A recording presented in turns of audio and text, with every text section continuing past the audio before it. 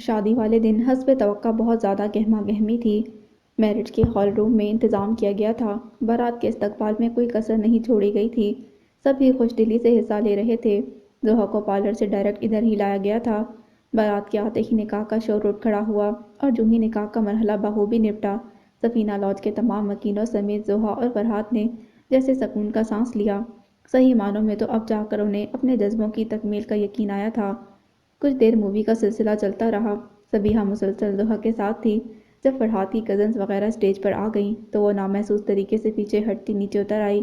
ان تمام لڑکیوں کی موجودگی میں عجیب سی گھٹن کا احساس ہوتا تھا اسے، سوائے شہنی کے اس کی مربت مدحت وغیرہ کے دلوں میں بھی جگہ بنا چکی تھی۔ سٹیج سے نیچے اترتے ہی اس کی نظر سامنے سے آتے عزت اور بی بی جان پر پڑ گئی۔ ایک بے ساختہ سی مسکراہٹ نے اس کے لبوں کو چھوا تھا۔ آج پورا وقت اپنا سنگھار کرتے اسے عزت کا ہی خیال رہا تھا۔ السلام علیکم آنٹی۔ وہ ان کے قریب آنے پر سلام کرتے ذرا سی جھکی تو بی بی جان نے اس کا ماتھا چوم لیا اور محبت سے بولی، وعلیکم السلام، ماشاءاللہ آج تو بہت پیاری لگ رہی ہے ہماری بیٹی۔ عزت کی آنکھوں میں جو ستائش ہلکورے لے رہی تھی وہ بی بی جان کے لفظوں سے ادا ہو گئی تھی۔ وہ نہال سی ہو گئی۔ ایسی ساس کا تصور کتنا مشکل ہوتا ہے جو اتنی محبت اور چاہ سے بہو کو بیاہنے آئے۔ ذرا دیر پہلے سمر آنٹی کے جو تاثرات اس نے ملاحظہ کیے تھے، اس کے بعد بی بی جان کا محبت کے نور سے چمکتا اور خلوص وجود اسے ایک ایسے چشمے کی مانند لگ رہا تھا جس سے انس اور چاہت کے سوتے پھوٹ رہے تھے۔ تھینک یو آنٹی، آئیے میں دادی جان کے پاس لے چلوں آپ کو۔ آنٹی نہیں بی بی جان، تم مجھے عزت کی طرح ہی پیاری ہو تو پھر بی بی جان کیوں نہ کہو۔ اس کے ساتھ چلتے انہوں نے اسے شفیق انداز میں ٹوکا تو وہ جھیپ سی گئی۔ انہیں دادی جان کے پاس چھوڑ کر وہ کئی لوگوں سے ملتی ملاتی ایک طرف کھڑی عزت کو کسی سے محو کلام دیکھ کر آگے بڑھ آئی۔ ارے یہ تو نرمین یاور ہے۔ اسے یاد آیا بابر بھائی کی شادی پر فرحات نے اپنے دوست کے حوالے سے اسے بالخصوص نرمین سے ملوایا تھا۔ نرمین کو دیکھتے ہی اسے سمان گردیزی کا سراپا یاد آ گیا۔ ان دونوں کی جوڑی تو بہت اچھی ہے۔ یہ بات اس نے داجان کے یہاں بابر بھائی کی مووی دیکھتے کئی بار فرحات سے کہی تھی۔ ماشاءاللہ، فرحات نے بہت دل سے کہا تھا۔ السلام علیکم، اگر میں غلط نہیں تو آپ نرمین یاور ہیں؟ عزت کے خاموش ہونے پر وہ اس کی سائڈ سے نکل کر سامنے آتے ہوئے بولی تو نرمین جواب دیتے خوش خلقی سے مسکرائی اور بڑھ کر سبیحہ کا بڑھایا ہوا ہاتھ تھام لیا۔ یہ میری مسز ہیں سبیحہ، اور سبیحہ یہ میرے انکل اور بزنس پارٹنر کی بیٹی ہیں، مگر لگتا ہے کہ آپ دونوں ایک دوسرے کو جانتی ہیں۔ عزت کو حیرت ہوئی تھی۔ سبیحہ یکدم معنی خیزی سے مسکرا دی۔ جی، بابر بھائی کی شادی پر احد نے ملوایا تھا۔ آپ کے ساتھ آپ کی سسٹر بھی تھیں اس روز، وہ کہاں ہیں؟ عزت سے کہہ کر اس نے نرمین سے سوال کیا۔ وہ اپنی کلاس فیلو زارا کے ساتھ سٹیج تک گئی ہے۔ اچھا، ویسے ان لوگوں کا سیمسٹر کیسا رہا؟ کافی اچھا رہا، کچھ سبجیکٹس کے تو مارکس بھی مل گئے۔ آپ نہیں گئیں یونیورسٹی؟ کہاں، فرصت ہی نہیں ملی۔ بس زوہا کی شادی کی مصروفیت بہت زیادہ تھی۔ وہ دونوں بولنے پر آئیں تو بولے گئیں۔ عزت نے بہت حیرت سے نرمین کو دیکھا تھا۔ اس اعتماد اور متبسم انداز میں وہ کم ہی بات کرتی تھی۔ یوں بھی آج وہ واقعی بے حد اچھی لگ رہی تھی۔ سبیحہ سے بات کرتے کرتے کئی بار اس کی نظریں بھٹک کر سٹیج کے پاس کھڑی زارا اور شرمین تک بھی جا پہنچی تھیں، جنہیں احد بطور خاص زنیرہ بھابھی، بابر بھائی اور سمر بیگم سے ملوا رہا تھا۔ احد کے ساتھ کھڑی شرمین اپنے ازلی اعتماد کے باوجود قدرے محجوب سے کھڑی تھی۔ زارا اور احد کی شوخ گفتگو اس کا رنگ گلابی کیے ہوئے تھی۔ نرمین کو دور سے ہی ان کے گفتگو کے موضوع کا اندازہ ہو رہا تھا، جس پر بے اختیار وہ خود بھی مسکرا رہی تھی۔ بہت عرصے کی جان پہچان لگتی ہے، عزت ان کے خاموش ہونے پر بولا تھا۔ دونوں یوں ہی ہنس پڑی۔ بھائی فرحات بھائی نے بطور خاص ملوایا تھا مجھے ان سے، اس لیے اس دن ہماری کافی اچھی گپ شپ رہی۔ نرمین جیسے مزاج کے لوگ بہت کم ہوتے ہیں اور میری ایسے لوگوں سے خوب بنتی ہے، بالکل زوہا جیسی لگی یہ مجھے۔ سبیحہ نے معنی خیزی سے نرمین کو دیکھا تو وہ بھی سمان اور فرحات کی ملی بھگت یاد کر کے محجوب انداز میں مسکرا دی۔ عزت اس کے چہرے پر بکھرے گلال اور ہلکی ہلکی مسکراہٹ پر ایک لمحے کے لیے اسے دیکھتا رہ گیا۔ سبیحہ بھی ایک منٹ کے لیے عزت کی طرح اس پر نظر جما کر رہ گئی۔ عزت نے دیکھا نرمین کی آنکھوں میں نرمی تھی تو سبیحہ میں بلا کا اعتماد۔ نرمین قدرے پزل اور محجوب سی لگ رہی تھی، جبکہ سبیحہ عزت کی موجودگی کے باوجود بڑی مطمئن سی کھڑی تھی۔ ایک میں وقار تھا تو دوسرے میں تمکنت، ایک نرم تھی موم کی طرح تو دوسری جمے ہوئے لاوے کی طرح قدرے مستقل مزاج۔ وہ بے خیالی میں ان دونوں کا موازنہ کرنے لگا تھا کہ سامان کی آمد نے اسے گہری سوچ سے باہر نکالا۔ حسب ضرورت تعارف کا مرحلہ نپٹا تو سامان عزت کو دیکھ کر قدرے چونک گیا۔ اس لمحے ایک دو بار اس نے نرمین کو پک کیا تھا اسکول سے، اور سامان کے حافظے میں یہ چہرہ جیسے محفوظ ہو گیا تھا۔ دوران گفتگو سے اندازہ ہوا کہ صبیحہ اور عزت کے درمیان کیا رشتہ ہے، اور لمحے بھر کے لیے جیسے اس کے سر سے بوجھ اتر گیا تھا، جسے نرمین نے واضح طور پر محسوس کیا تھا۔ فرحات کی شادی تھی، لہٰذا مسز سلمان انکل اور سیفی بھی آئے ہوئے تھے، اور موقع ملتے ہی سیفی اس کے سر ہو گیا تھا۔ شرمین نے قصداً اسے تنہا چھوڑ دیا تھا تاکہ سیفی اس کا دماغ چاٹتا رہے، جس پر گھر جا کر وہ خوب بگڑی بھی تھی۔ ارے واہ، نیکی کا تو زمانہ ہی نہیں رہا، تمہیں تو میرا احسان ماننا چاہیے، میں نے تو سامان بھائی اور تمہارے لیے آسانی پیدا کی تھی، شرمین شوخی سے بولی۔ میرے لیے یا اپنے؟ نرمین نے اسے آڑے ہاتھوں لیا تو وہ بے ساختہ ہنس پڑی، اور اس ہنسی میں نرمین کی مسکراہٹ بھی شامل ہو چکی تھی۔ سمیر اس لمحے جانے کس کام سے اس طرف آیا تھا، انہیں یوں ہنستا دیکھ تو دونوں کے پاس آ رکا۔ خیریت؟ اتنی ہنسی، لگتا ہے کوئی خزانہ ہاتھ لگ گیا ہے۔ اس نے بچپن ہی سے دونوں بہنوں کو جس گھٹن کا شکار دیکھا، اس کے بعد ان کا خوش رہنا جیسے اسے بھی مسرور کر دیتا تھا۔ لگا تو نہیں، مگر گمان غالب ہے کہ لگ جائے گا۔ شرمین در حقیقت آج حد درجہ خوش تھی۔ آئی وش کہ ایسا ہی ہو، اور جب ایسا ہو تو مجھے بھی اس خزانے میں سے کچھ حصہ ملنا چاہیے۔ آفٹر آل میں اس گھر کا ولی عہد ہوں۔ وہ ہنستا صوفے پر نیم دراز ہوا تو شرمین اور نرمین بے ساختہ اس کے کندھے پر سر رکھ کر ہنس دیں۔ بھائی بھی کیسی ٹھنڈی چھاؤں ہوتے ہیں، جی چاہتا ہے ان سے خوشی بھی شیئر کرو اور غم بھی، مگر کچھ باتیں صرف چھپانے کے لیے ہوتی ہیں، بعض حیا سے اور بعض خوف زدہ سے۔ فون اور رسٹ کلر کے خوبصورت کنٹراسٹ کے بھاری کامدار عروسی جوڑے میں ملبوس حسن اور رعنائی کمر کا بنی دھڑکتے دل اور رستے ہاتھوں سے زرتار آنچل سنبھالے بیٹھی زوہا فرحات کی بے چینی اور گمان کو سچ اور حقیقت کا آئینہ دکھا رہی تھی۔ دونوں خوشی اور مسرت کے اس حد پر تھے کہ اظہار کے لیے ہر لفظ گنگ اور آواز بے صدا لگ رہی تھی۔ خوشی اور بے چینی کے سنگم میں دونوں ایک دوسرے کے مقابل تھے، مگر بجائے کچھ کہنے کے خاموش لہجے میں ایک دوسرے سے بول رہے تھے۔ ایک بامعنی سکوت دونوں کے درمیان حائل تھا، جسے فرحات نے ہی توڑا۔ کہو، کچھ کہو زوہا، تاکہ یہ خواب کی کیفیت ٹوٹ جائے اور اپنی زندگی کی سب سے بڑی خوشی پر مجھے یقین آ جائے۔ اس کا طلائی چوڑیوں اور جڑاؤ انگوٹھیوں سے مزین ہاتھ تھامتے ہوئے فرحات بولا تھا۔ زوہا کیا کہتی؟ معجوب سی مسکراہٹ لبوں پر سجاتے اس نے سر جھکا لیا تھا۔ ولیمے والے روز داجان بھی شریک ہوئے تھے اور دادی جان بھی۔ پورے 30 سال بعد آمنا سامنا ہوا تھا دونوں کا۔ نہ بجلی کڑکی نہ بادل گرجے تھے، مگر جیسے لمحے بھر کے لیے وقت کی گردش رک گئی تھی۔ حال ماضی کی طرف پلٹنے لگا تھا۔ سفینہ بیگم اور علی صاحب کی آخری ملاقات جن رنجشوں کے درمیان ہوئی، ان کا عکس بھی اب مٹ چکا تھا، مگر ایک عجیب سا غبار رہ گیا تھا آنکھوں میں۔ تینوں بیٹے اور بیٹی بھی کئی برس بعد والد کو سامنے پا کر متضاد کیفیت کا شکار تھے، اور اس مرحلے پر سفینہ بیگم نے بھی کوئی ہدایت نہیں دی تھی، کوئی نصیحت نہیں کی تھی۔ بہت انوکھا ملاپ تھا یہ۔ وہ سب یوں محسوس کر رہے تھے جیسے وہ بیک وقت نافرمان اور فرمانبردار تھے، نافرمان باپ کے لیے اور فرمانبردار ماں کے لیے۔ البتہ سعدیہ بیگم باپ کے سامنے زیادہ دیر اپنے پچھلے رویے پر قائم نہ رہ سکیں، فطری محبت سے مغلوب ہو کر آبدیدہ سی ہو کر باپ کے سینے سے لگ گئیں۔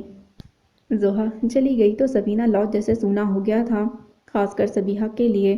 بچپن سے جوانی تک وہ دونوں ساتھ ہی رہی تھیں، اتنی تو وہ مدت سے بھی قریب نہیں تھی جتنی کہ زوہا سے اس کی انڈرسٹینڈنگ تھی۔ روز شام کو وہ دونوں آ جاتے تھے، ساتھ ساتھ دعوتوں کا سلسلہ بھی چل رہا تھا۔ 15 دن بعد وہ دونوں سیر و تفریح کے لیے نکل گئے تو وہ اور بھی بور ہو گئی۔ ایم اے فائنل کی کلاسز شروع ہونے میں ابھی مہینے سے بھی زیادہ وقت تھا۔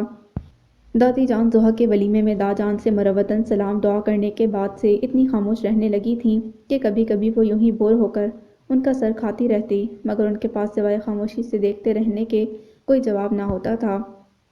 ان دنوں محض عزت کے فون تھے جن کے سہارے وقت اچھا گزر جاتا تھا۔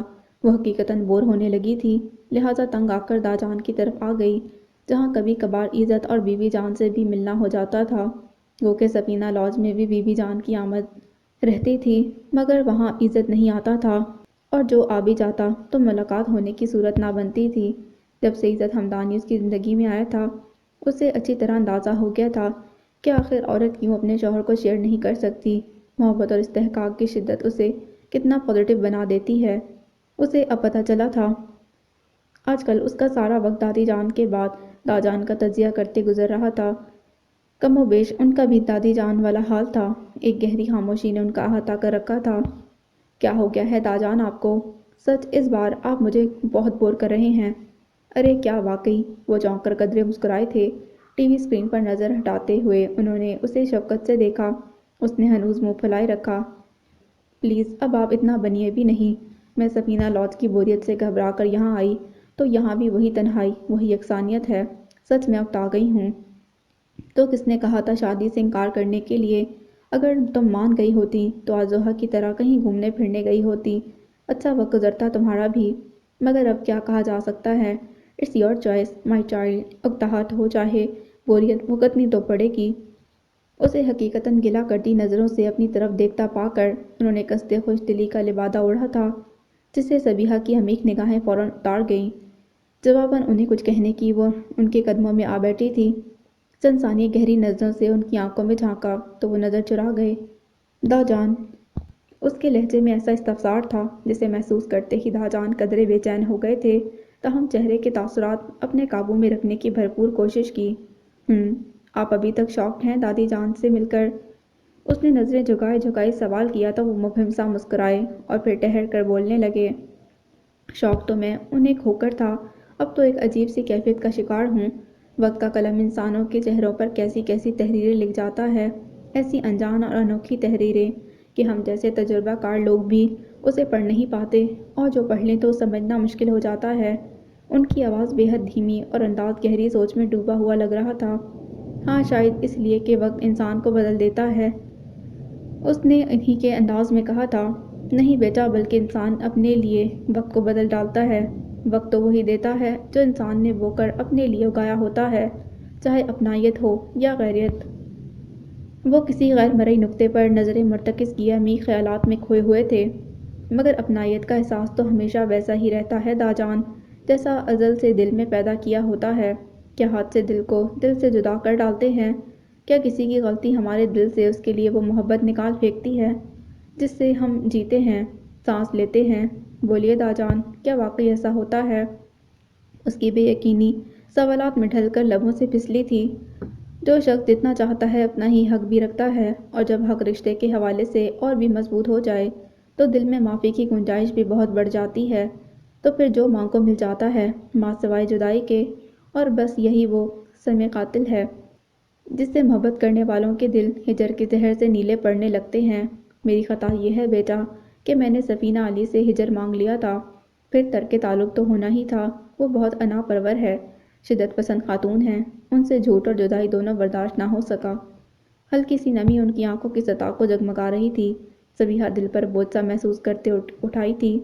دا جان نے اسے روکا نہیں، شاید تنہائی میں اپنا محاسبہ کرنا چاہتے تھے۔ اس کی موجودگی اور سوالات انہیں مزید اپسیٹ کر دیتے تھے۔ کتنی عجیب ہے یہ زندگی، محبت ہو جائے تو پا لینے کی خواہش خدشے پیدا کر دیتی ہے، اور جو پا لو تو بھی جدائی شب خون مارنے، نقب لگانے، کہیں گھاٹ لگائے بیٹھی رہتی ہے، کبھی بہت قریب اور کبھی دور۔ لان کی سبز گھاس پر ٹہلتے اسے بیک وقت عزت اور زحا کی شدت سے یاد آئی تھی۔ یہ وہ لوگ تھے جنہیں اس نے بلا ارادہ چاہا تھا اور بے حد چاہا تھا۔ بیگم یاور فرحات کی شادی میں شریک تو نہ ہوئی تھیں، مگر احد کے بے حد اصرار پر شرمین اور نرمین کو بھیجنے پر راضی ہو گئی تھیں۔ یہ بھی صرف اس لیے ممکن ہو سکا تھا کہ وہ زنیرہ بھابھی کے ساتھ آیا تھا، جنہوں نے دیور کی پوری حمایت کی تھی۔ بیگم یاور گو کے پرانے خیالات کی عورت تھیں، مگر انہیں انکار نہ کر سکیں۔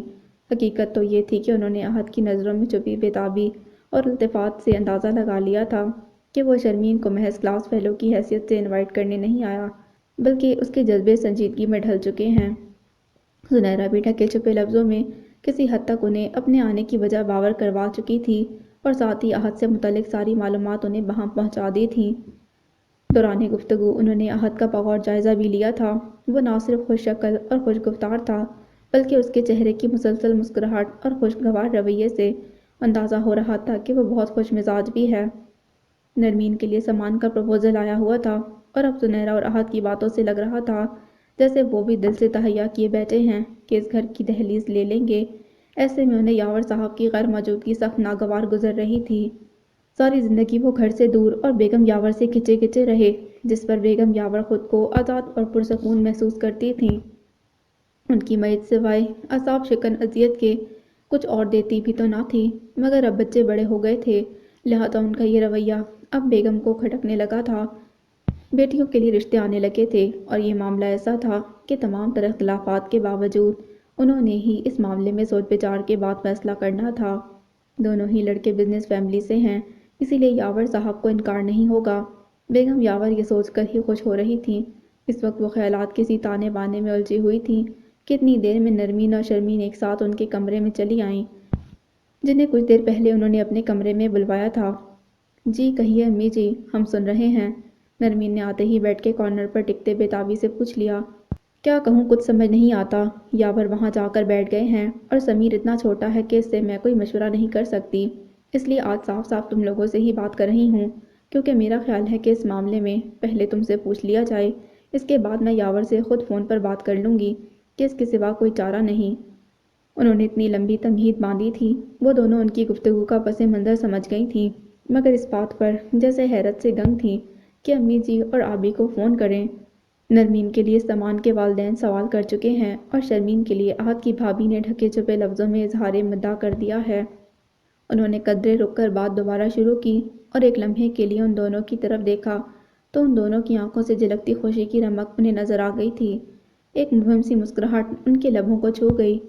اس لیے میں نے سوچا ہے کہ تمہارے ابھی سے فون پر بات کر لیتی ہوں۔ اس کے لیے میں نے عزت سے ان کا امریکہ والا فون نمبر لے لیا ہے۔ تمہیں اسی لیے بلایا کہ اس بارے میں تمہاری رائے جان سکوں۔ بولو بیٹا، کیا تم دونوں کو کوئی اعتراض تو نہیں؟ اتنا شیریں لہجہ تو امی کا کبھی نہ تھا، انہیں تو بس ہمیشہ ابھی کا غصہ ان دونوں پر اتارنے کی عادت تھی، لیکن اب صورتحال یوں بدل گئی تھی کہ جیسے جیسے ان دونوں کے اس گھر سے جانے کے دن قریب آ رہے تھے وہ انہیں پیاری ہوتی جا رہی تھیں۔ بولو بیٹا، یہ تو حکم خدا اور فرمان رسول صلی اللہ علیہ وآلہ وسلم ہے، شرع ہے اور شرع میں شرم نہیں ہوتی۔ دونوں ہی بزنس فیملیاں ہیں، میرا دل مطمئن ہے، سامان اور راحت دونوں ہی اچھے ہیں۔ بقول زنیرہ بیگم کے احد کی والدہ بھی جلد ہی آنے والی ہیں اور میں چاہتی ہوں کہ تم دونوں کے فرض سے جلد از جلد سبق دوش ہو جاؤں، اس لیے بیٹا بتا دو جو تمہاری رائے ہے۔ ان کی خاموشی پر زہرا بیگم نے نرمی اور حلاوت سے کہا تو وہ دونوں ایک دوسرے کی طرف دیکھنے لگیں اور پھر نرمین نے ہی شرمین کے اشارے پر جیسی آپ کی مرضی امی جی کہہ کر جیسے ان کا دل جیت لیا۔ ایک سکون کی گہری سانس ان کے سینے سے آزاد ہو گئی تھی۔ خوش رہو بیٹا، اب جاؤ، تم دونوں نے میرا کام آسان کر دیا، اب میں یاور کو فون کروں گی۔ ان دونوں کے سر پر شفقت سے ہاتھ پھیر کر انہوں نے کہا تو وہ دونوں خفیف سی ہو کر باہر نکل گئیں۔ گلپوش وادیوں اور سربفلک پہاڑوں سے گھرے خوبصورت مناظر نظروں میں جذب کرتے ایک دوسرے کی سنگت اور طاقت کی الوہی خوشی محسوس کرتے ہوئے ان دونوں کو احساس ہی نہ ہوا کہ دن کس برق رفتاری سے گزرے ہیں۔ انہیں کراچی سے آئے 25 دن ہو گئے تھے اور اگلے 5 دن کے اندر اندر انہیں لوٹنا تھا، لہٰذا فطری طور پر دونوں ہی بیک وقت گھر جانے کی مسرت اور ان حسین وادیوں کی جدائی سے قدرے ملول تھے۔ خوبصورت وقت کس تیزی سے گزر جاتا ہے نا فرہاد، چیڑ اور دیوار کے درختوں کی مخصوص مہک اپنے اندر اتارتے ہوئے زوہا نے جس جب سے کہا، فرہاد کے لبوں پر مسکراہٹ دوڑ گئی۔ ہاں، جبھی تو ان کی خوبصورتی ہماری یادوں کا سرمایہ بنتی ہے۔ آپ کو کیسا لگ رہا ہے؟ سامنے کے منظر سے نظر ہٹا کر فرہاد پر نظر ڈالتے ہوئے اس نے اشتیاق سے پوچھا۔ تمہارا ساتھ بہت اچھا لگ رہا ہے، وہ برجستہ بڑی وارفتگی سے بولا تو وہ جھیپ گئی۔ کمال ہے یار، تم اب تک شرماتی ہو، جبکہ آج کل کی لڑکیاں تو 2 دن میں ہی سارے حجاب اور تکلفات اٹھا کر چھپر پر رکھ دیتی ہیں۔ آخر تم کس دور کی ایجاد ہو؟ میں اسی دور کی ایجاد ہوں محترم، اور رہ گئی تکلفات اٹھا کر رکھنے والی بات، تو ایسی کتنی لڑکیوں سے سابقہ پڑا آپ کا جو اس قدر یقین سے فرما رہے ہیں؟ اس نے مصنوعی غصے سے اسے گھورتے ہوئے استفسار کیا جس میں لطیف سا طنز تھا۔ بھئی تم سابقے کی بات کرتی ہو، یہاں تو ساری زندگی ہی ایسی لڑکیوں کے ساتھ گزری ہے، ہر طرف انہی کا سایہ رہا ہے۔ کیا مطلب؟ اس نے آنکھیں نکالیں۔ بھئی مطلب کیا، یہی اپنی کزن شہنی وغیرہ۔ اس نے سنجیدگی اختیار کرتے اختصار سے کام لیا تو ایک ثانیے کے لیے زوہا کے لبوں پر چپکا قفل پڑ گیا۔ اور ثنا وہ کیسی تھی؟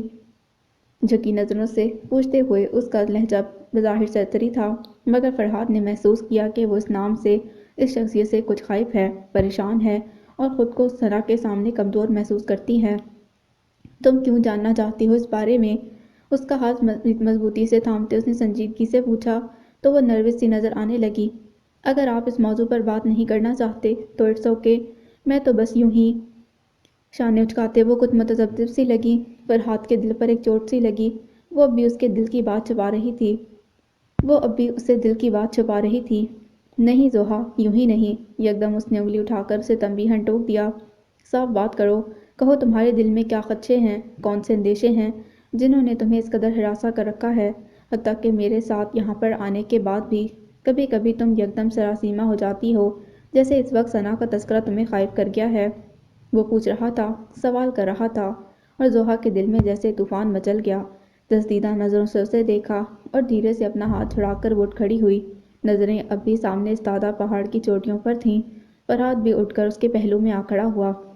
میں خوفزدہ نہیں ہوں فرحات، مگر ایک عجیب سا خیال ہمہ وقت میرے ساتھ رہتا ہے۔ آپ کی ماما نے مجھے دل سے قبول نہیں کیا، نہ ہی آپ کی کزنز کا رویہ خوشگوار رہا ہے۔ بس اسی لیے میں مستقبل کے خیال سے ڈر جاتی ہوں۔ مجھے خوف ہے کہ کہیں آنے والے دنوں کی تلخیاں ہمارے رشتے کی دراریں نہ ڈال دے۔ میں اب ایسی زندگی کا تصور نہیں کر سکتی جو آپ کے بغیر یا آپ کی محبت کے بغیر ہو۔ پاس کھڑے فرحات پر ایک اداس سی نظر ڈالتے وہ بہت سنجیدگی سے کہہ رہی تھی۔ کوئی اور وقت ہوتا تو وہ اس کے اس طرح کہنے پر اسے چھیڑ چھیڑ کر پزل کر دیتا، مگر اس لمحے اسے زحا کا دل انجانے وسوسوں سے آزاد کروانا تھا۔ کم آن زحا، تم اب بھی ایسا سوچتی رہتی ہو؟ میں ہوں نا تمہارے ساتھ، پھر کیا فکر ہے تمہیں؟ ماما کا رویہ سخت ضرور ہے، مگر وہ تمہیں ناپسند نہیں کرتی، بس ان کا اپنا کچھ معیار ہے، اور میں اس معیار پر پوری نہیں اترتی۔ وہ بیچ میں ہی تعصب سے بول اٹھی، مجھے اس سے کیا، زندگی مجھے گزارنی ہے تمہارے ساتھ، ماما کو نہیں، اور اگر انہیں زیادہ ہی اختلاف ہوا تو میں تمہیں لے کر اپنے گھر چلا جاؤں گا، جہاں صرف میں اور تم ہوں گے۔ وہ جس یقین اور محبت سے بولا، زحا کو لگا کہ اب وہ سارے زمانے سے ٹکرا سکتی ہے۔ سمر بیگم اور ثنا تو کیا، وہ تو اب ایک نئی دنیا کے خلاف اعلان جنگ کر سکتی ہے، مگر اسے یہ محاذ لڑ کر نہیں، محبت سے جیتنا تھا، اور وہ اس کے لیے خود کو تیار کر رہی تھی۔ یونیورسٹی میں کلاسز شروع ہوئیں تو سبیحہ علی ولا سے واپس آ گئی۔ سفینہ لاڈج زحا کے بغیر بڑا ہی بے رونق محسوس ہو رہا تھا، مگر اسے بھی عادت ڈالنا ہی تھی۔ مدت اور فوزیہ تو ہمیشہ کی طرح سر جوڑے مگن تھیں، اور اب بھابھی ہی کمپنی دیتی تھیں۔ زحا کے کئی فون آ چکے تھے، آواز سے ہی خوشی کا اندازہ لگایا جا سکتا تھا۔ اس سے بات کرنے کے بعد گھر کے بڑوں کے اندیشے قدرے کم ہو گئے تھے، مگر وہ زحا کی کمی شدت سے محسوس کر رہی تھی، خاص طور پر یونیورسٹی اکیلے جاتے ہوئے بڑی بوریت ہوتی۔ اس دن وہ اپنے آپ میں مگن یونیورسٹی کے گیٹ پر اتری تھی کہ سامنے میٹالک گرے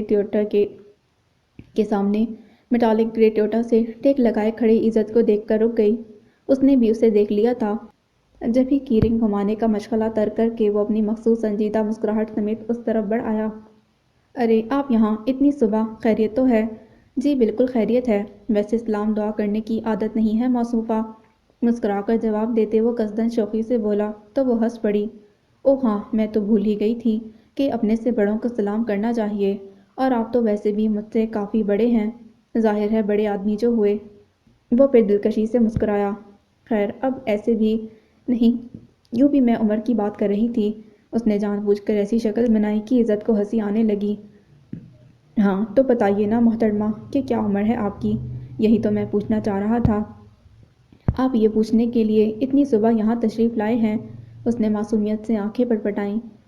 دن کے 11:30 بج رہے ہیں اور تم اسے صبح کہہ رہی ہو، اتنی دیر سے یونیورسٹی آتی ہو تم؟ بھئی کیا کریں، ابھی کلاسز ٹھیک سے شروع ہی نہیں ہوئیں، پچھلے کئی دن سے صبح آ رہی تھی، آج تو میں نے سوچا کہ آرام سے چلا جائے۔ ویسے آپ یہاں کب سے کھڑے ہیں؟ غالباً 9 بج رہے تھے جب میں یہاں پہنچا تھا۔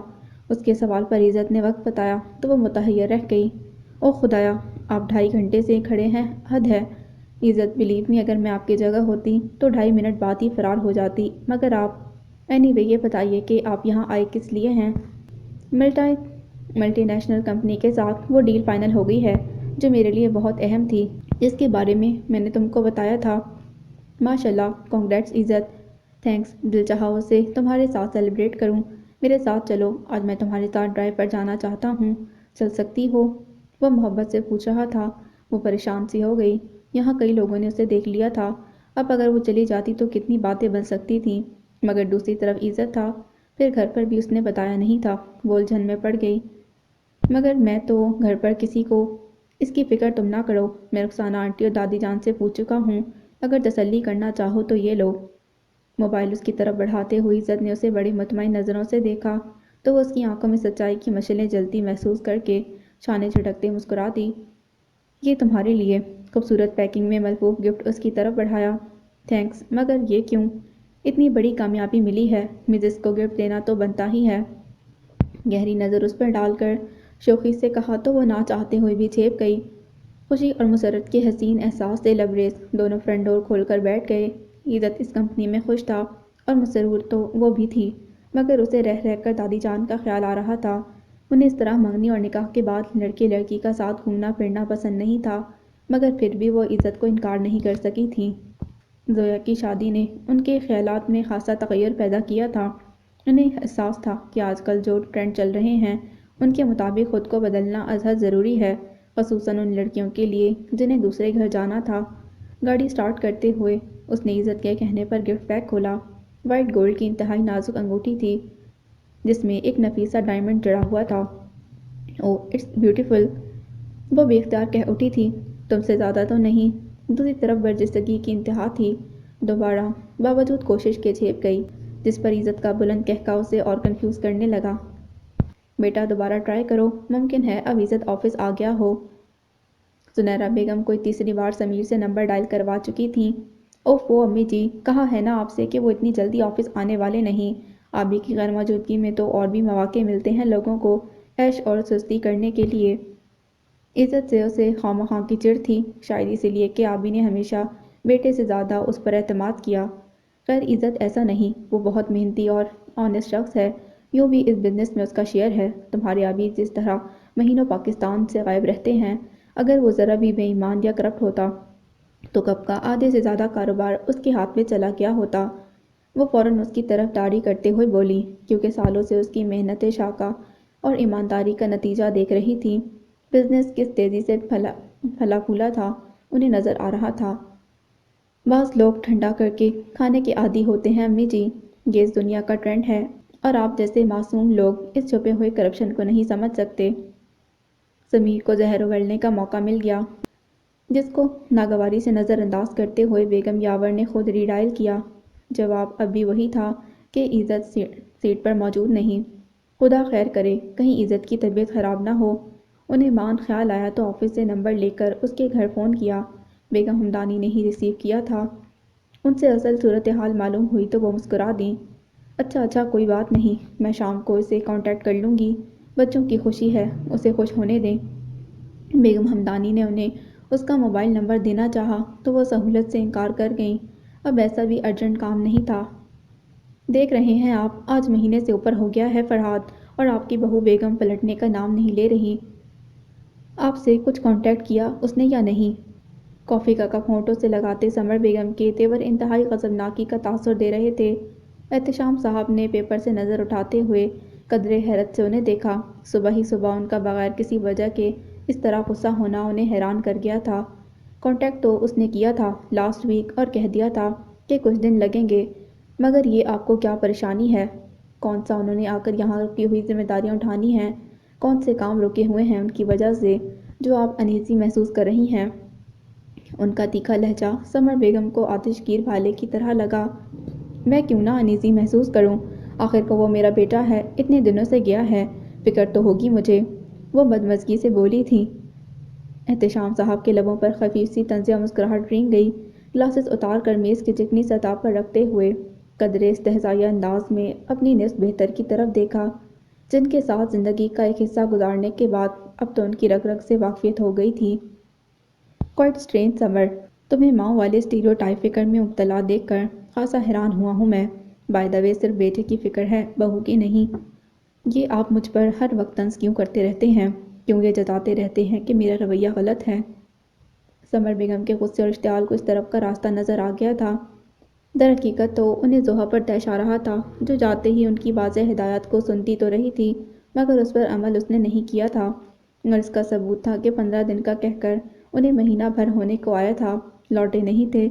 زوہا نے تو سمر بیگم کے پھنکاتے لہجے میں دی گئی ہدایات کے باعث فرحاد پر بہت زور دیا تھا، مگر اس نے پاپا کو فون کر دیا۔ مگر یہاں سمر بیگم جیسے ہر گزرتے دن کے ساتھ انگاروں پر لوٹ رہی تھیں، اسی لیے سمر بیگم کے فرحاد کے مقابلے میں بابر سے زیادہ کلوز رہی ہیں، مگر اس کے 2 ماہ کے مگر اس کے 2 ماہ کے ورلڈ ٹور پر ذرا ناک منہ نہیں چڑھائی تھی آپ نے۔ بہت پرائی بات نہیں، چند ماہ پہلے کا قصہ ہے۔ پھر اب یہ روایتی ساسوں کی طرح زحا کی خوشی کیوں کھٹک رہی ہے آپ کو؟ احتشام صاحب صاف گوئی سے بولے تو ان کے تن بدن میں جیسے آگ لگ گئی۔ واٹ ربش! مجھے بھلا کیوں کھٹکے گی ان کی خوشی؟ میں کوئی جیلس عورت نہیں شامی، آپ اچھی طرح جانتے ہیں۔ کپ میز پر پٹکتے وہ حد درجہ جارحانہ ہو رہی تھیں۔ احتشام صاحب ایک بار پھر دل جلانے والی طنزیہ نظروں سے انہیں دیکھنے لگے۔ آپ جیلس نہیں ہیں، اس کا اندازہ تو ہو رہا ہے۔ اسٹاپ اٹ شامی، وہ میرا بیٹا ہے۔ میں اس کی خوشی میں خوش تھی جب ہی سفینہ لاج کی لڑکی کو بہو بنایا۔ مائنڈ اٹ، یہ میری اعلیٰ ظرفی تھی۔ اسٹیپ میں کٹے ہوئے بالوں کو ایک جھٹکے سے پیچھے کرتے ہوئے وہ اس اہانت آمیز لہجے میں بولی جیسے سفینہ لاج سے نہیں، کسی کچی آبادی کے جھونپڑے سے لڑکی اٹھا لائی ہوں۔ احتشام صاحب کا چہرہ ان کے لہجے پر سرخ ہو گیا۔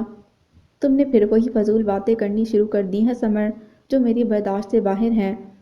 بمشکل اپنے بھڑکتے لہجے کو قابو کرتے ہوئے انہوں نے صاف لفظوں میں کہا تو وہ تلملا کر اٹھ کھڑی ہوئیں۔ مجھے بھی کوئی شوق نہیں آپ کی چہیتی کی طرفداریاں سننے کا، مگر یاد رکھیں شامی، آپ کل کی لڑکی کو میرا مخالف بنا رہے ہیں اور آپ کا یہ بیہیویئر اس گھر کے لیے بہت نقصان دہ ہوگا۔ کبھی اپنے رویے پر بھی غور کرنا سمر کہ تم کہاں کہاں اور کیسے اس گھر کو ضرب لگاتی رہی ہو۔ بچوں کے معاملے میں فراخ دل بننا سیکھو، نہیں تو ان کے ساتھ ساتھ خود کو بھی ہرٹ کرو گی۔ لہجے میں واضح وارننگ تھی۔ بیگم سمر غصے سے بل کھاتی چند ثانیہ انہیں گھورتی رہیں اور پھر نخوت سے سر جھٹک کر باہر نکل گئیں۔ خیریت، لگتا ہے آج آنٹی انکل میں پھر ٹکراؤ ہوا ہے۔ ناشتے کی میز پر ان دونوں کو غائب دیکھ کر زنیرہ نے بابر سے اظہار خیال کیا۔ ان فیکٹ ماما کو فرحاد کی فکر ہے، ایک ماہ ہونے کو آیا ہے، وہ اب تک واپس نہیں آیا۔ کانٹے سے بوائل انڈا کھاتے ہوئے بابر نے وجہ بتائی۔ سو وٹ، ہم لوگ بھی تو پورے 2 ماہ بعد لوٹے تھے، بھئی شادی کون سی روز روز ہوتی ہے؟ اتنے مزیدار ٹرپ سے واپس آنے کا کس کا دل چاہتا ہے؟ زنیرہ شوخی سے مسکراتے ہوئے بولی تو بابر ذرا سا ہنس دیے۔ مگر تمہیں تو معلوم ہے کہ یہ شادی کس قدر کنٹروورسی کا شکار رہی ہے۔ ماما کو شاید اس لیے زیادہ غصہ ہے۔ مطلب؟ سمر آنٹی نے ابھی تک زحا کو دل سے قبول نہیں کیا۔ لہجے کو دھیما کرتے زنیرہ نے استفسار کیا تو بابر نے قصداً نظر انداز کیا۔ مجھے صرف آدھ کپ چائے دینا، آج موڈ نہیں ہو رہا۔ صاف ٹالا تھا۔ زنیرہ خاموش ہو گئی۔ البتہ اسے زحا کے لیے افسوس ہوا، کیونکہ یہ تو واضح ہو گیا تھا کہ اب سمر بیگم اسے سکون سے رہنے نہیں دیں گی۔ ہیلو کپلز، ارے ایک کپل کہاں ہے بھائی؟ احد اپنے مخصوص انداز میں ہیلو کرتا چلا رہا تھا کہ ماما اور پاپا کی کرسیاں خالی دیکھ کر استفہامیہ ہو گیا۔ ان کو شاید لیٹ ناشتہ کرنا ہے، تم بیٹھو میں چائے بناتی ہوں۔ زنیرہ نے خوبصورتی سے اس کے سوال کا جواب دیکھ کر اسے آفر کی۔ اس کی بات سے احد کیا بحل تھا؟ فوراً بھائی کی طرف دیکھ کر نظروں ہی نظروں میں سوال کیا اور حسب توقع جواب پا کر بھویں اچکا دیں۔ کمال ہے یار، ماما بھی حد کر دیتی ہیں۔ زنیرہ چائے ٹھنڈی ہونے کی وجہ سے کچن کی طرف چلی گئی تاکہ دوبارہ چائے بنوا سکے تو احد نے بابر سے تفصیل سن کر تعصب سے کہا، اب تو ایسا ہمیشہ ہوگا ڈیئر، میں نے تو پہلے ہی سمجھایا تھا فرحاد کو کہ بلا وجہ ایک ایشو مت کریٹ کرو۔ ماما شروع سے بڑی شدت پسند رہی ہیں، ایک بار جسے ناپسند کر دیں پوری لائف وہ ان کی گڈ بکس میں نہیں آ سکتا۔ بابر نے قدرے تشویش سے کہا تھا۔ احد کے چہرے پر احتجاج رقم ہو گیا۔ مگر یہ تو قطعی ان لاجیکل رویہ ہے ماما کا، بغیر کسی ریزن کے کسی بھی شخص کے ساتھ اختلاف پیدا کر لینا محض ضد اور ہٹ دھرمی ہے۔ معلوم ہے مجھے، مگر اب کیا ہو سکتا ہے، یہ ماما کی نیچر ہے اور اس معاملے میں صرف کمپرومائز ہو سکتا ہے۔ Anyway now leave it, تم ناشتہ کرو میں چلتا ہوں، دیر ہو رہی ہے مجھے۔ زیادہ ٹینس ہونے کی ضرورت نہیں، ہر شخص اپنی لائف کی اپس اینڈ ڈاؤنس میں خود ہی فیس کرتا ہے، تمہیں ان کے بارے میں پریشان ہونے کی ضرورت نہیں، وہ اپنی قسمت کا خود سامنا کریں گے۔ کوٹ کرسی کی خود سے اٹھا کر پہنتے بابر قدرے ناصحانہ انداز میں اسے ہدایت دے رہا تھا، جس پر وہ محض شانے اچکا کر رہ گیا۔ عجیب ہو تم بھی علی صاحب، اپنے بچے لوگ سے دور اکیلے اس ویران گھر میں پڑا ہو۔ ام کہتا ہے کہ تم اپنے بچہ لوگ کو بلاتے کیوں نہیں؟ تمہارا بیوی نہیں آتا نہ صحیح، مگر اولاد کو تو باپ کا خیال کرنا چاہیے نا۔ خان بابا گرم گرم سوپ کا پیالہ انہیں پکڑاتے ہوئے بولے تو دا جان کے لبوں پر موہم مسکراہٹ دوڑ گئی۔ بڑی تھکی ہوئی نظروں سے انہیں دیکھا تھا۔ خیال اسی باپ کا رکھا جاتا ہے خان، جو اپنی اولاد کا خیال رکھتا ہے، میں نے کیا کیا؟ میں نے تو ثریا بیگم کی محبت، چاہت اور رفاقت میں سفینہ سمیت اپنے چاروں بچوں کو بھی دھتکار دیا، غافل ہو گیا ان سے۔ جس وقت انہیں میری ضرورت تھی میں نے انہیں قابل اعتنا نہ جانا۔ یہی وجہ ہے کہ اب جب کہ مجھے ان کے ساتھ کی خواہش ہے وہ مجھ سے دور ہیں۔ یہ تو مکافات عمل ہے خان، جو فصل میں نے بوئی تھی اب وہی مجھے کاٹنی ہے۔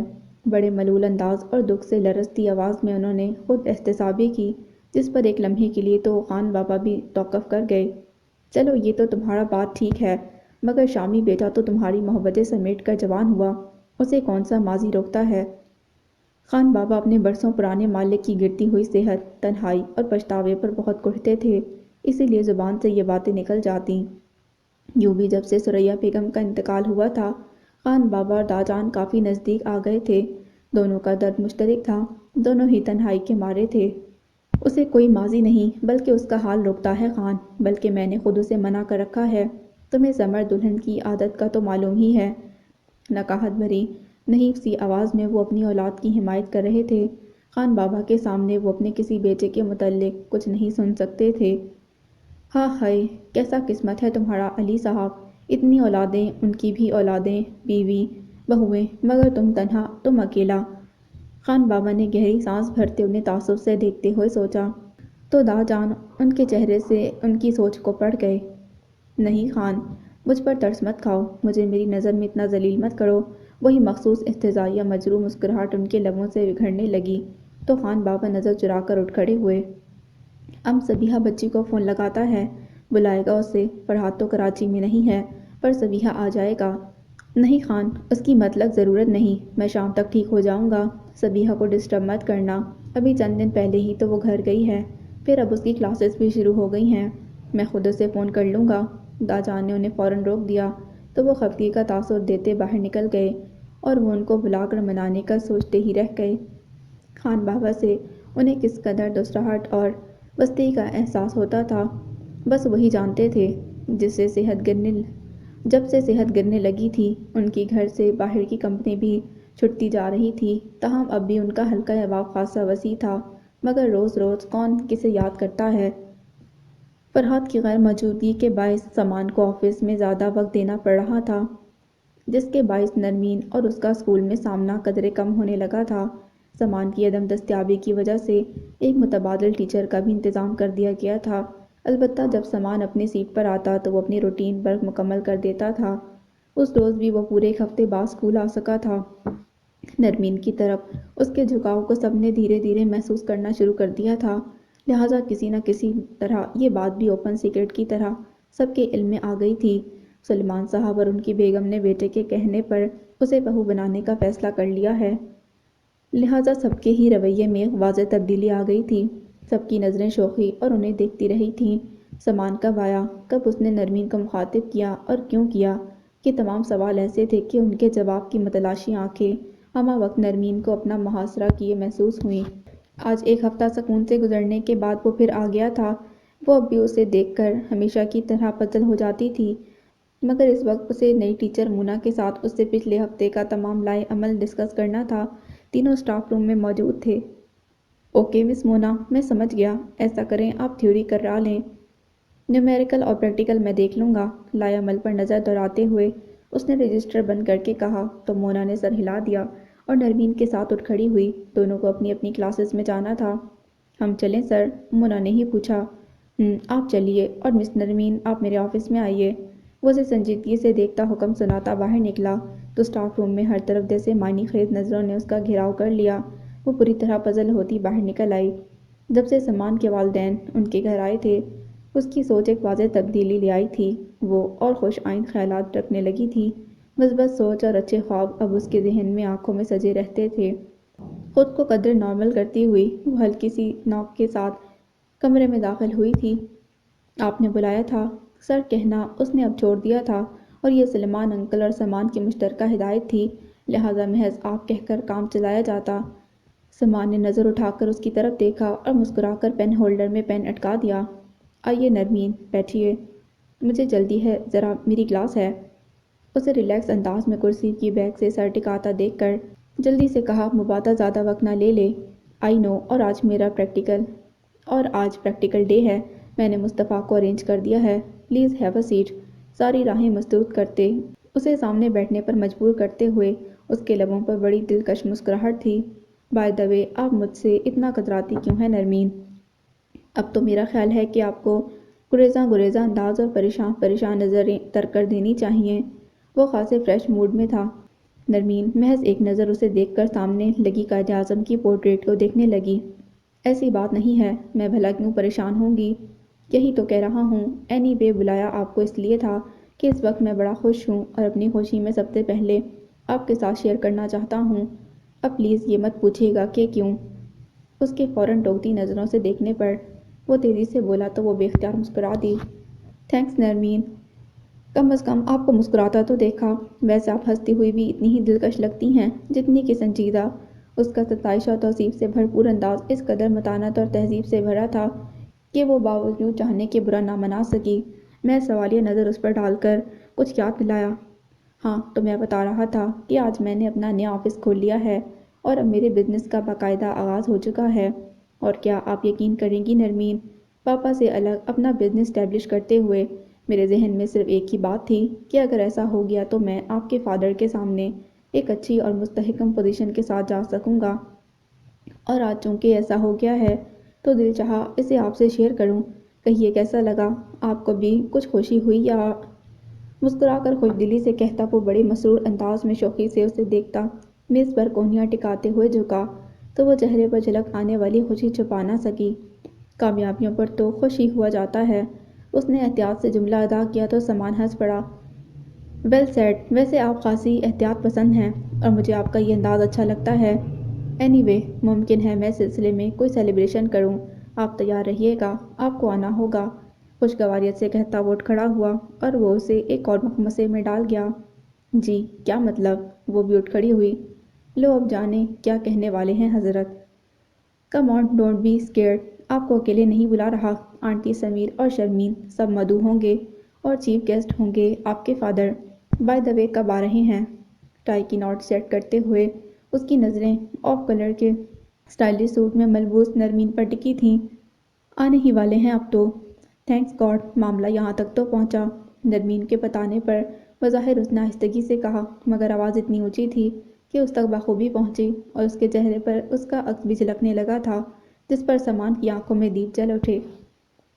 بتائیے نا فرحات، ماما کے لیے کون سا گفٹ اچھا رہے گا؟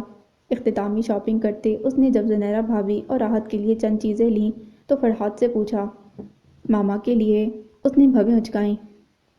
کوئی ایسا گفٹ جو ان کے دل میں میرے لیے محبت اور جگہ پیدا کر دے، انہیں خوش کر دے، جس سے ان کا بگڑا موڈ سنور جائے۔ اس نے بڑے اشتیاق سے کہا تو فرحات کی پرسوچ نظریں اس پر آ ٹکیں۔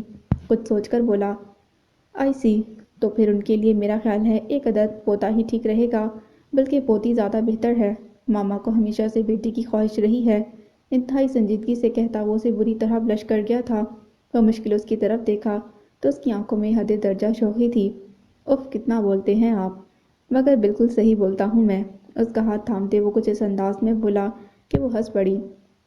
بعد میں اس نے ماما کا گفٹ فرحات پر چھوڑ کر صبیحہ وغیرہ کے لیے شاپنگ کرنی شروع کر دی۔ سب ہی کے لیے کچھ نہ کچھ لیا اور یوں آخری 3-4 دن صرف اس کام میں صرف ہو گئے۔ جس روز وہ جناح ٹرمینل پر اترے انہیں ریسیو کرنے کوئی نہیں آیا تھا۔ فرحات نے قصداً کسی کو انفارم نہیں کیا تھا تاکہ سرپرائز رہے۔ ارے ہمیں ریسیو کرنے تو کوئی بھی نہیں آیا۔ ضحیٰ کو حد درجہ مایوسی ہوئی تھی۔ امید ہی نہیں یقین واثق تھا کہ امی ابو سامنے ہی کھڑے نظر آئیں گے تو وہ ان کے سینے سے جا لگے گی۔ میں نے کسی کو بتایا ہی نہیں تھا، اب اچانک پہنچیں گے تو سرپرائز رہے گا۔ فرحات مطمئن تھا، حالانکہ اندازہ تھا کہ پورے راستے وہی باتیں تو کرتی آئی تھی کہ کیسے سب سے ملنے کے لیے مشتاق ہو رہی ہے۔ کمال ہے، حد کرتے ہیں آپ بھی، فی الحال میرے لیے ہی سرپرائز رہا ہے۔ وہ کچھ مایوس ہو کر بولی تھی۔ فرحات نے اس کا موڈ بحال کرنے کے لیے فوراً کیب سفینہ لاج کی طرف موڑ لی۔ ارے مگر وہاں احتشام ولا میں ماما کو اگر معلوم ہو گیا تو وہ خفا ہوں گی۔ ٹیکسی اپنے گھر کی طرف جاتا دیکھ وہ بے اختیار کہہ اٹھی تو فرحات نے اس کے کندھوں پر اپنا بازو پھیلا دیا۔ اسی لیے تو ڈیئر میں نے انہیں انفارم نہیں کیا تھا، ورنہ وہ فوراً احد کو لینے بھیج دیتی، پھر 1-2 روز تک تو ادھر آنا ہی مشکل ہو جاتا۔ میں اپنی ماما کی نیچر کو اچھی طرح سمجھتا ہوں۔ اب وہ دونوں شریک حیات تھے، اسی لیے کسی سے کچھ چھپانا فضول تھا۔ پچھلے 3-4 دنوں میں فرحاد نے اس سے سمر بیگم کے ایک ایک رویے اور ایک ایک فکرے کی بابت پوچھ لیا تھا۔ پہلے تو وہ ٹالتی رہی، مگر جب فرحاد نے ناراضگی دکھائی تو بتانا ہی پڑا، کیونکہ یہ بات تو ایک دن کھلنا ہی تھی۔ فرحاد سمر بیگم کو بھی جانتا تھا اور زحا کی فطرت سے بھی واقف تھا۔ اس کی سادگی ہی تو اسے بھائی تھی۔ جان کے ہاں جب پہلی بار اسے دیکھا تھا تو وہ صبیحہ کے پیچھے چھپ گئی تھی، اور اس روز اس کی وہی گھبراہٹ اور گریزپا انداز اسے بھا گیا تھا۔ اس کے لہجے میں صداقت جھلک رہی تھی۔ وہ جانتا تھا کہ زحا اس سے جھوٹ نہیں بول سکتی۔ یوں بھی اپنی ماں کی فطرت کا اسے اچھی طرح اندازہ تھا، اسی لیے اس نے یہاں آنے کی اطلاع صرف احد کو دی تھی۔ اس کے ذریعے اسے سمر بیگم کی ناراضگی کا بھی پتہ چلا تھا۔ احد تو اس موضوع سے بچنا چاہتا تھا، مگر اس نے ڈائریکٹ پوچھ لیا تھا۔ زحا کی باتوں سے اسے اندازہ ہو گیا تھا کہ ماما کو ان کا گھومنے جانا بھی کچھ پسند نہیں آیا تھا۔ فائنینس ان کا مسئلہ نہیں تھا، نہ ہی گھر سنبھالنے کے لیے انہیں زحا کی فوری مدد کی ضرورت تھی، بلکہ اس معاملے میں تو زنیرہ بھی ان کی ہی طرح تھی، محض نوکروں سے کام کرواتی تھی۔ کام تو اسے بھی کوئی آتا نہیں تھا، جبکہ سفینہ لاڈج میں سفینہ بیگم کی تربیت کے باعث سب کو ہی کام کرنا پڑتا، حتیٰ کہ صبیحہ کو بھی، جو کہ بے فکری اور لاؤبالی پن میں اپنا ثانی نہیں رکھتی تھی۔ مگر نکاح کے بعد سے تو وہ کافی سنبھل گئی تھی۔ قدرے سنجیدہ اور ٹھہراؤ آتا جا رہا تھا اس کی شخصیت میں۔ صبیحہ کے خیال سے ہی زحا کے لبوں پر مسکراہٹ بکھری جا رہی تھی۔ فرحاد نے محسوس کیا، سفینہ لاڈج جانے کے خیال سے ہی وہ بے حد مسرور نظر آ رہی تھی۔ زحا کی ہنسی، اس کی خوشی، اب یہی فرحاد کی زندگی کی اولین ترجیح تھی۔ چھٹی کا دن تھا، سفینہ لاڈج میں ہی سب موجود تھے، لہٰذا جوں ہی وہ دونوں اندر داخل ہوئے، جیسے حیرت اور مسرت کا طوفان اٹھ کھڑا ہوا۔ سفینہ بیگم کے تو آنکھوں میں چراغ جل اٹھے تھے، البتہ امی سے گلے ملتے ہی وہ سسک اٹھی تھی۔ صبیحہ نے کمال ہوشیاری سے اسے شوق جملوں کے درمیان ایسا پھنسایا کہ وہ ہنستے ہی بنی۔ ادھر فرحاد راجہ اندر بنا بیٹھا تھا۔ سبھی بحیثیت داماد اسے اتنی اہمیت اور عزت دے رہے تھے کہ وہ شرمندہ ہوا جا رہا تھا۔ پلیز تایا جان، آپ بیٹھیے، میں بالکل ٹھیک ہوں یہاں۔ انعام صاحب نے اس کے لیے اپنی جگہ سے کھڑے ہوتے اسے صوفے پر جگہ دینی چاہی تو وہ شرمندہ ہونے لگا۔ ارے بیٹا یہاں بیٹھ جاؤ، میں ادھر دیوان پر آ جاؤں گا۔ ہاں بھائی آپ بیٹھیے داماد جو ہوئے۔ نعیم بھائی نے مسکرا کر دوستانہ انداز میں لقمہ دیا تو وہ سنجیدہ ہو گیا۔ کیوں، کیا اس گھر میں میری حیثیت صرف داماد کی ہے؟ کیا میں یہاں کسی کا بھتیجا، کسی کا پوتا، کسی کا کزن اور کسی کا چچا نہیں ہوں؟ نعیم بھائی کے مون کے بالوں میں ہلکی سی انگلیاں پھیرتے ہوئے اس نے سنجیدگی سے سب کی طرف دیکھا۔ ایک لمحے کے لیے ہی سب چپ رہ گئے۔ زحا نے سر پٹا کر سب کی طرف دیکھا۔ کیوں نہیں بیٹا، تم ہمارے لیے نعیم اور آذر کی طرح ہی ہو، مگر جب داماد بن کر آئے ہو تو خاطر مدارت بھی ویسے ہی کی جائے گی۔ یہاں کے سب رشتے تمہارے ہیں، مگر چونکہ ہم نے اپنی بیٹی تمہیں دی ہے تو اس کا مان رکھنا بھی ہمارا فرض ہے، اور یہی اس گھر کا دستور ہے۔ ہر نظر سفینہ بیگم کی طرف مرکوز تھی۔ انہیں معلوم تھا کہ جب تک وہ کچھ نہیں بولیں گی ان کے بیٹے بھی خاموش رہیں گے۔ انہوں نے بڑی فراخ دلی سے کہا۔ زحا نے پرسکون ہو کر انتہائی خوشی سے دادی جان کی طرف دیکھا اور ان کے سینے سے لگ گئی۔ رضیہ بیگم اور انعام صاحب سمیت سب نے ہی بھرپور محبتوں اور چاہتوں کی یقین دہانی کرائی تو فرحاد کے سر سے جیسے بوجھ سا اتر گیا۔ گویا سفینہ لاڈج کا قلعہ تو فتح ہو گیا تھا، احتشام ہاؤس کے محاذ پر بھی سرو کرنا تھا، اور یہ کام یقیناً آسان نہ تھا۔ ایک تو سب سے بڑی مخالف سمر بیگم تھیں، جن کی نفرتیں غیر معمولی شدت کی حامل تھیں، اور دوسرے ان کے مقابل زحا تھی، جس نے محبت بھی ہمیشہ ڈر ڈر کر کی تھی۔ عزت کو جیسے ہی بیگم یاور کا میسج ملا اس نے یاور صاحب کا امریکہ والا کانٹیکٹ نمبر انہیں دے دیا تھا۔ آج کل مصروفیت پھر سے بڑھ گئی تھی، ایک نیا ڈیلیگیشن آیا ہوا تھا اور اس کے ساتھ ڈیلنگ میں وہ بری طرح مصروف تھا۔ بیگم یاور کو جو ہی نمبر ملا انہوں نے رابطہ کرنے کی کوشش کی، مگر اس طرف سے کوئی جواب نہیں مل رہا تھا، اس لیے تنگ آ کر انہوں نے عزت کو فون کر ڈالا۔ مگر نمبر تو بالکل صحیح ہے آنٹی، انکل نے اسی ہوٹل میں اسٹے کیا ہے، بلکہ گزشتہ 2 ہفتوں سے میں نے اسی نمبر پر کانٹیکٹ کیا ہے۔ وہ اس صورتحال پر خاصا حیران ہو رہا تھا، گو کہ 5-6 روز سے یاور صاحب نے اس سے کوئی رابطہ نہیں کیا تھا، مگر پھر بھی اسے یقین تھا کہ وہ وہیں قیام پذیر ہیں، اور ایسا تو اکثر ہوتا تھا کہ یاور صاحب کئی دن رابطہ نہ کرتے اور مصروف رہتے۔ مگر وہاں سے تو یہی جواب مل رہا ہے کہ کئی دن سے یاور ہوٹل واپس نہیں آئے، جبکہ ان کا سامان وہیں موجود ہے۔ بیٹا عزت، تم ٹھیک سے پتہ کرو، میرا دل سخت پریشان ہے۔ یاور کی عادت ہے وہ کبھی کسی سے شیئر نہیں کرتے، کیا معلوم وہ وہاں کسی مصیبت میں پھنس گئے ہوں، خدا نخواستہ کوئی مسئلہ نہ ہو گیا ہو۔ بیگم زنیرہ اس وقت بالکل ہی بے حال ہو رہی تھیں، جانے کیوں ان کا دل بیٹھا جا رہا تھا۔ عزت ان کے لہجے پر پریشان ہو اٹھا۔ اس کی تشویش ہوٹل سے ملنے والی انفارمیشن پر بڑھ گئی تھی۔ اوکے، بی ایزی، پلیز آپ پریشان نہ ہوں، میں پتہ کرتا ہوں، ممکن ہے وہ کسی بزنس میٹنگ کے لیے چلے گئے ہوں، بہرحال میں معلوم کرتا ہوں، آپ بالکل ریلیکس رہیے، اوکے، اللہ حافظ۔ انہیں تو ظاہر اس نے تسلی دے دی تھی، مگر خود وہ سخت تشویش زدہ ہو گیا تھا۔ فوری طور پر اس نے اپنے سارے کانٹیکٹس الرٹ کیے اور تمام مصروفیات پس پش ڈال کر یاور صاحب سے رابطہ کرنے کی کوشش میں لگ گیا۔ سفینہ لاج سے دوپہر کا کھانا کھا کر ہی انہیں جانے کی اجازت ملی تو فرحات نے فیصلہ کر لیا کہ وہ داجان سے ملتا ہوا ہی گھر جائے گا۔ احد کو شام کا ٹائم دیا تھا اور کہہ بھی دیا تھا کہ وہ خود پہنچ جائے گا۔ وہاں سے نکل کر وہ دونوں داجان کے پاس پہنچے۔ آج تو ان کی طبیعت قدرے بہتر تھی۔ دوسرے صبیحہ نے ان کے نکلنے سے پہلے احتیاطاً فون کر دیا تھا، لہٰذا داجان ان کے آنے سے قبل ہی بستر چھوڑ کر اٹھ بیٹھے تھے۔ ان دونوں کو ساتھ دیکھ کر کس قدر خوش ہوئے تھے وہ۔ خان بابا کو انہوں نے بہت سی ہدایات کے ساتھ کچن کی طرف بھیج دیا تھا، مگر ان دونوں کے پاس زیادہ وقت نہیں تھا۔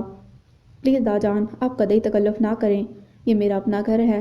آپ جانتے ہیں احتشام ہاؤس کے مقابلے میں مجھے محبت اس گھر سے زیادہ ملی ہے، پھر آپ سے کبھی جھجک محسوس نہیں کی میں نے، تو اب کیوں کروں گا؟ زوہا کے بھی داجان کا گھر ہے، کوئی تکلف نہیں چلے گا۔ انفیکٹ ماما کو معلوم نہیں کہ ہم کراچی آ گئے ہیں، آتے ہی ان کی امی کی طرف چلے گئے تھے اور اب آپ سے ملنے آیا ہوں۔ سچ تو یہ ہے کہ ماما سے زیادہ آپ نے محبت دی ہے مجھے، میں یہی بتا رہا تھا زوہا کو۔ وہ ان کے کندھے سے لگا، بڑی اپنائیت سے بول رہا تھا۔ انہوں نے دیکھا ماشاءاللہ پچھلے دنوں کے مقابلے میں کس قدر نکھر گیا تھا وہ۔ صبیحہ اور فرحات سے ہونے والے ہانہ محبت تھی اور ان دونوں کو ہی خوش دیکھ کر ان کا خون بڑھتا تھا۔ صبیحہ کے ساتھ وجیح عزت جشتہ تھا تو فرحات کے ساتھ معصوم سی زوہا۔ اس وقت بھی وہ دھیمے سروں میں ہنستی مسکراتی کس قدر مطمئن اور حسین لگ رہی تھی۔ ماشاءاللہ، انہوں نے جیسے دل ہی دل میں ان کی نظر اتاری اور دائمی خوشیوں کی دعا دی۔ ٹھیک ہے، مگر کل کا دن چھوڑ کر پرسوں تم صبح آ رہے ہو یہاں، میں احتشام کو فون کر دوں گا، نبٹتا رہے گا تمہاری ماما سے۔ کیوں زوہا بیٹا، آؤ گی اپنے داجان کے یہاں؟ اسے بڑے استحقاق سے کہہ کر انہوں نے زوہا کو مخاطب کیا تو وہ مسکرا دی۔ جی داجان، میرا تو اس وقت بھی رکنے کا دل کر رہا ہے، مگر فرحات ٹھیک کہہ رہے ہیں، ماما خواہ پریشان ہوں گی، وہ مروت سے بولی، اور کریں گی بھی۔ فرحات کا انداز برجستہ تھا، وہ اور داجان جس طرح دوستانہ انداز میں ہنسے، زوہا کو قدرے حیرت ہوئی، واقعی وہ سمر بیگم سے کس قدر دور تھا۔ گو کہ ہنسنے کے باوجود داجان کی آنکھوں میں تنبیہ تھی، مگر اس نے زیادہ توجہ نہیں دی تھی، بلکہ خان بابا کو آواز دے کر چائے کا آرڈر دینے لگا۔ شام ڈل رہی تھی اور تم کہتے تھے کہ وہ آنے والا ہے، میں کہتی ہوں کہاں ہے وہ، تم اسے ایئرپورٹ لینے کیوں نہیں گئے؟ احتشام ہاؤس کی وسیع لاؤنج میں داخل ہوتے ہوئے دونوں کو سمر بیگم کا پرجلال لہجہ اور غصیلی آواز بخوبی سنائی دے رہی تھی۔ بھائی نے منع کیا تھا ماما، انفیکٹ ان کی سیٹ چانس پر تھی۔ احد نے اپنی طرف سے جھوٹ بولا تھا کہ سمر بیگم کا پارا کچھ نیچے آ سکے۔ رہنے دو، مت دو مجھے یہ لیم ایکسکیوزز، میں جانتی ہوں اچھی طرح تمہیں بھی اور فرحات کو بھی، اس کی ہر غلط بات پر تم نے ہمیشہ اس کا ساتھ دیا ہے۔ وہ پھنکار رہی تھی، مگر اس بار ایسی کون سی غلطی ہو گئی ماما، ہانی مون پر تو سبھی جاتے ہیں، احد جھنجھلا کر بولا تھا۔ احد، یہ تمہیں اتنی جرأت کیسے ہوئی مجھ سے بحث کرنے کی؟ گیٹ لاسٹ فرام ہیئر، اور آئندہ مجھ سے اس لہجے میں بات کرنے کی بھول مت کرنا، سمجھے؟ Now be off. انتہائی ترش اور خوشمگی لہجے میں انہوں نے اسے گھرکا تو وہ اپنے کمرے کی طرف آ گیا۔ کم آن آنٹی، آپ ریلیکس ہو جائیے، بابر گئے ہیں ایئرپورٹ، ممکن ہے کہ فلائٹ لیٹ ہو گئی ہو یا احد کو غلط یاد رہ گیا ہو، پھر وہ کہہ تو رہا ہے نا کہ فرحات کی سیٹ چانس پر تھی، ہو سکتا ہے اسی لیے وہ آئے نہ ہوں۔ زنیرہ ان کا پارا نیچے لانے کی کوشش میں بہت نرمی سے بولی، بات یہ نہیں ہے زونی بیٹا، تم نہیں جانتی یہ سفینہ لاج والوں کی چالاکیاں، بظاہر وہ لڑکی زوہا جتنی معصوم نظر آتی ہے اتنی ہے نہیں، صرف ایک بار علی ولا میں ملی فرحات کو اور پھنسا لیا، اب دیکھو شادی ہوئے جمعہ 8 دن ہوئے، کیسا قبضہ کر کے بیٹھی ہے جیسے فرحات اس کی جائیداد ہو۔ لاؤنج کے دروازے کے باہر زوہا اور فرحات کے قدم یکدم ٹھٹک گئے تھے۔ زوہا نے بے اختیار آنکھوں میں نمی اور دل میں دکھ ترتا محسوس کیا۔ شانے پر لٹکے بیگ کی اسٹرپ اس کی گرفت یکلگ ڈھیلی پڑ گئی تھی، جبکہ فرحات کے اعصاب اسی رفتار سے کھنچے تھے۔ زوہا اس وقت اس کے ساتھ تھی اور اس نے بھی یہ سب سن لیا تھا۔ ارے نہیں آنٹی، زوہا ایسی لڑکی نہیں، مجھے تو وہ بہت بے ضرر سی لگی، آپ نے دیکھا کیسے آپ کی ایک ایک بات مانتی ہے۔ زنیرہ اپنی مضبوط پوزیشن اور خالہ کی محبت کا فائدہ اٹھاتے سچ بول گئی تھی۔ تم ان چلتروں کو ابھی نہیں سمجھتی بیٹا، مگر میں خوب جانتی ہوں ایسی لڑکیوں کو پھنسا کر شادی ہی تو وہ اس لیے کرتی ہیں کہ مردوں پر قبضہ جما کر انہیں ہمیشہ کے لیے اپنا غلام بنا لیں۔ وہ میری ایک ایک بات ضرور مانتی ہے، مگر دگنی لگاتی بھی ہوگی فرحات سے۔ وہ تو ویسے بھی کانوں کا کچا ہے، پھر ابھی اس کا جادو بھی خوب سر چڑھ کر بول رہا ہے اسے بھڑکانا تو اور بھی آسان ہوگا اس کے لیے۔ انتہائی متنفر اور تضحیک آمیز لہجہ تھا ان کا زحا کے لیے۔ فرحات کی مٹھیاں بھیج گئیں، جبکہ زحا کی آنکھوں میں نمی پھسل کر گالوں پر اتر آئی تھی۔ وہ فیصلہ کن انداز میں انتہائی جارحانہ پن سے آگے بڑھنا چاہتا تھا کہ زحا نے اس کا ہاتھ سختی سے تھام لیا، متورم نظروں سے اسے دیکھا اور نفی میں سر ہلا دیا۔ پلیز ایسا ویسا کچھ نہ کریں جو ماما کی باتوں کی تصدیق کر دے۔ آئی بیگ آف یو فرحات، اس وقت ضبط کر جائیں، فار مائی سیک پلیز۔ یقین کرے ماما کا ایک ایک لفظ بھول جاؤں گی میں اگر آپ نے میرا مان رکھ لیا۔ منت کرتے اس نے بامشکل آنسو روک کر رخساروں کی نمی ہتھیلی میں جذب کی تھی، مگر فرحات تو جیسے بپرا ہوا سمندر بن گیا تھا۔ چھوڑ دو مجھے، مت دو مجھے کوئی واسطہ۔ ماما کی جرأت کیسے ہوئی ایسے الزامات لگانے کی؟ انہوں نے تمہاری ہی نہیں میری بھی توہین کی ہے، تذلیل کی ہے میرے جذبوں کی، میرے تمہارے رشتے کی۔ Please please Farhat, for God sake اس وقت خاموش ہو جائیں۔ ہم آج ہی اپنے گھر لوٹے ہیں، میری خوشی خاک میں نہ ملائیں۔ میں گھر میں کوئی جھگڑا نہیں چاہتی۔ پھر بڑے تو چھوٹوں کو کہتے ہی ہیں، ہمارا فرض ہے کہ برداشت اور حوصلے سے کام لیں۔ وہ اسے دھیمی آواز پہ بامشکل سمجھا رہی تھی، جبکہ اندر سے سمر بیگم کے زہر اگلنے کی مستقل آوازیں آ رہی تھیں۔ غالباً اسی لیے انہیں ان دونوں کی گفتگو سنائی نہیں دی تھی۔ خواہ بزرگ اپنا ظرف اور ضبط کسی کے ہاتھ بیچ آئے ہوں۔ اس کی آنکھیں لہو رنگ سی ہو رہی تھیں۔ زحا نے ایک دم شاکی نظروں سے دیکھا اور اس کا بازو چھوڑ دیا۔ تو ٹھیک ہے، جائیے جا کر لڑیے ان سے، کہیے کہ وہ غلط کہہ رہی ہیں، مگر کیا اس طرح آپ میری سچائی ثابت کر سکیں گے؟ نہیں، بلکہ اس طرح ان کے دل میں میرے لیے تنفر اور بڑھ جائے گا۔ انہیں یقین آ جائے گا کہ میں نے ہی آپ کو ان کے خلاف اکسایا ہے، میں نے جادو کیا ہے آپ پر۔ پلیز، بھیگے لہجے میں کہہ کر وہ چپ ہو گئی تو فرحات کچھ ٹھنڈا پڑ گیا۔ کتنے ہی ثانیوں سے دیکھتا رہا، پھر کسی سوچ کے تحت اپنے اعصاب نارمل کرتے اس کے آنسو صاف کر کے اس کے بالوں پر بوسہ دیتے ہوئے بولا، اوکے، میں خود کو کمپوز کر لیتا ہوں، مگر آئندہ رونا نہیں۔ میں تمہیں خوش اور مسرور دیکھنا چاہتا ہوں اور تمہیں میری اس خواہش کا خیال رکھنا ہے۔ وہ حد درجہ جذباتی ہو رہا تھا۔ ماں کے رویے نے اسے زحا سے اور بھی نزدیک کر دیا تھا۔ زحا اس کی بات پر کھلسی اٹھی اور جلدی سے چہرے کے تاثرات نارمل بناتی اندر چلی آئی۔ بیگم سمر اب بھی چنگاریاں اگل رہی تھیں کہ زنیرہ کی نظر اس پر پڑ گئی۔ ارے زحا اور فرحات، تم لوگ آ گئے، ہم کب سے تمہارا انتظار کر رہے تھے۔ زنیرہ تیزی سے اٹھ کر ان کے قریب آئی اور یوں پوز کیا جیسے وہ سب ان کی آمد کے ہی منتظر تھے، اور تھے بھی، مگر اس طرح نہیں جیسے اس نے ظاہر کیا۔ زحا اور فرحات نے ایک نظر آپس میں دیکھا اور اس کا بھرم رکھتے مسکرا دیے، جبکہ سمر بیگم کے تنے چہرے پر تناؤ بڑھ گیا تھا اور شکنوں کا جال سا بن گیا۔ بات کچھ ایسی ہے سمیر کہ تمہیں فون پر نہیں بتا سکتا۔ پلیز تم یہاں آ جاؤ اور دیکھو آنٹی کو قطعی اندازہ نہ ہونے دینا کہ تم میرے پاس آ رہے ہو اور میں تم سے یاور انکل کے بارے میں کچھ بات کرنا چاہتا ہوں۔ عزت بہت تشویش اور سنجیدگی سے اسے ہدایت دے رہا تھا، مگر ہوا کیا ہے؟ سمیر فکر مند ہو اٹھا تھا۔ عزت کی آواز سنگینی کی چغلی کھا رہی تھی۔ Please Sameer, no question anymore, تم آ جاؤ۔ وہ بالکل سنجیدہ تھا۔ اوکے، میں آتا ہوں۔ فون کریڈل پر رکھ کر اس نے زنیرہ بیگم کو کہا کہ وہ اپنے دوست سے ملنے جا رہا ہے اور فوراً بائک دوڑاتا آفس پہنچا۔ آبی کی موجودگی میں اسے یہاں آنے کی نہ کبھی ضرورت پڑی، نہ اس نے زحمت گوارا کی، مگر آج عزت کے لہجے نے اسے پریشان کر ڈالا تھا۔ بائک پارک کرتے حقیقتاً اس کا دل گھبرا رہا تھا۔ یقیناً کچھ سنگین مسئلہ تھا جب ہی اس کو یہاں بلوایا گیا تھا، اور اس کی تصدیق سے عزت کی تشویش سے پر آنکھیں دیکھتے ہی ہو گئی تھی۔ کیا بات ہے عزت بھائی، پلیز جلدی سے کہہ ڈالیے، میں سخت نروس ہو رہا ہوں۔ کیسے ہیں، کیا ہوا ہے آبی کو؟ اس کی میز پر ہاتھ رکھ کر جھکتے سمیر کی پریشانی اور فکرمندی دیدنی تھی۔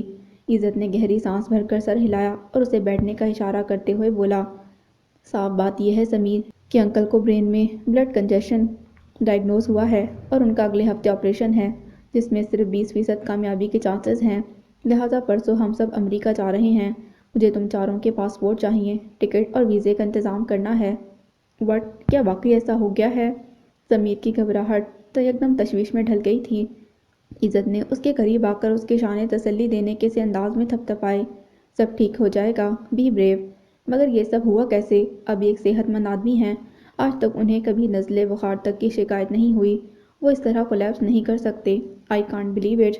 انتہائی پریشانی میں اس کی سمجھ میں نہیں آ رہا تھا کہ وہ کس طرح اس اطلاع پر یقین کرے۔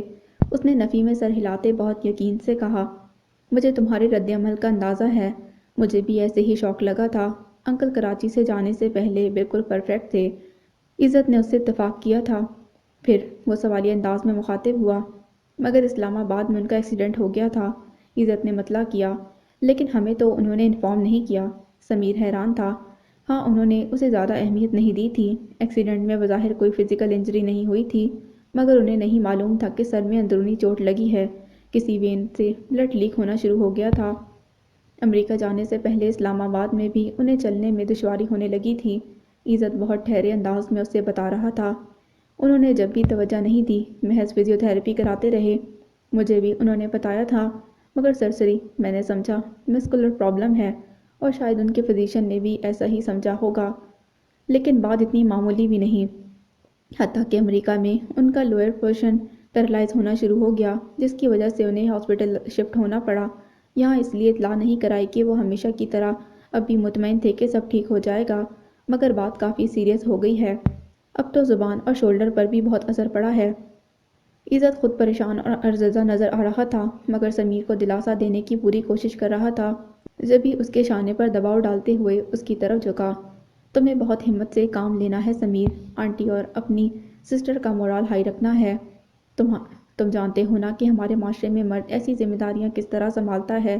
میں تمہارے ساتھ ہوں، ڈونٹ وری، سب ٹھیک ہو جائے گا۔ سمیر کی آنکھوں سے جھانکتے سوال اور خدشوں کا اس کے پاس صرف یہی جواب تھا۔ ان فیکٹ انکل نے اپنے پیرالائز ہونے کا بہت اثر لیا ہے، اس وجہ سے انہیں مائنر سا اٹیک ہوا ہے۔ او گاڈ! اس خبر نے تو سمیر کو قطعاً متوحش کر دیا۔ اس نے دونوں کوہنیاں میز پر ٹکاتے سر ہاتھوں میں تھام لیا۔ عزت، کیا کوئی چانس نہیں؟ تھکے تھکے سے لہجے میں امید کی کرن جگمگا رہی تھی۔ عزت کو اس کی امید توڑنا اچھا نہ لگا۔ یوں بھی زندگی اور موت تو خدا کے ہاتھ میں ہے۔ وہ جبراً مسکرا دیا۔ مایوسی کفر ہے سمیر، امید پر دنیا قائم ہے۔ Let's hope for the best. اچھے کی امید رکھیں گے تو سب اچھا ہوگا۔ سمیر انجانے اندیشوں اور خدشوں میں گھرا ہوا تھا۔ دل دھڑک کر کسی آنے والے خطرے کی نشاندہی کر رہا تھا، مگر وہ امید کے لیے ہاتھ پاؤں مار رہا تھا۔ انشاءاللہ۔ عزت نے مضبوطی سے اس کا ہاتھ تھاما تو وہ کچھ یقین اور بے یقینی میں گھرا اٹھ کھڑا ہوا۔ تم گھر جاؤ اور مجھے پاسپورٹ لا دو، مگر فی الحال آنٹی اور بہنوں کو کچھ مت بتانا، ورنہ جب تک ٹکٹ وغیرہ نہیں آئیں گے وہ لوگ پریشان رہیں گے۔ تم امیگریشن کے معاملات تو جانتے ہی ہو۔ وہ اسے سمجھا رہا تھا، ہدایت دے رہا تھا۔ سمیر یوں ہی خالی خالی نظروں سے اسے دیکھتا سر ہلاتا باہر نکل گیا۔ سڑک پر ٹریفک رواں دواں تھا، مگر اسے چاروں طرف سناٹے گونجتے سنائی دے رہے تھے۔ آج پہلی بار اسے احساس ہو رہا تھا کہ وہ اور ابھی کتنے فاصلوں پر ہیں، ورنہ جو خبر آج عزت نے اسے دی وہ اسے خود معلوم ہونی چاہیے تھی۔